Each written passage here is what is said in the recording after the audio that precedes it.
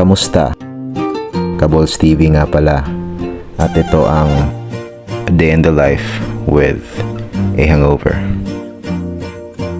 Isa sa mga importanteng bahagi ng pagtatagumpay ay yung organisado ka.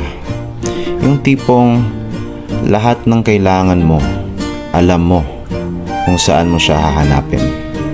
Naks, di nga makahanap ng jowa eh. So ayun, nakita nyo naman, inayos ko yung kortina kasi ang ganda ng araw ngayon. Bumukas na rin ako ng ilaw. O ayan, yung kasirola ko. So eto na't magkakalat check muna tayo. Grabe, ang daming sagabal. Ayusin natin. Tingnan nyo naman oh.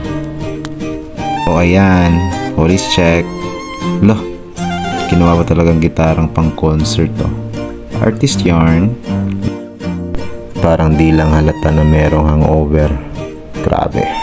Oo nga pala, balik tayo sa usapang pagiging organisado. Sa totoo lang, hindi talaga ako yung tipong tao na organisado. Madalas, kung saan-saan ko lang linalagay yung mga bagay-bagay. Kaya't madalas, mabilis akong mairita. Kaya't gumawa ako ng hakbang para maging maaliwalas ang isip ko.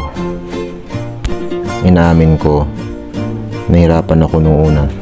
Kasi, sanay na akong tumapon ng gamit kung saan-saan. E ano nga ba yung mga hakbang na yun? Una, inumpisahan ko sa regular na pag-ayos ng kwarto ko. Yung tipong kahit pagtupi lang ng kumot at pag-ayos ng unan, yun lang, malaking bagay na yun. Hanggang sa di ko na namalayan, nasasanay na pala ako na malinis yung kapaligiran ko. Bumili pa nga ako ng organizer para doon ko na ilagay yung mga reserba kong gamit.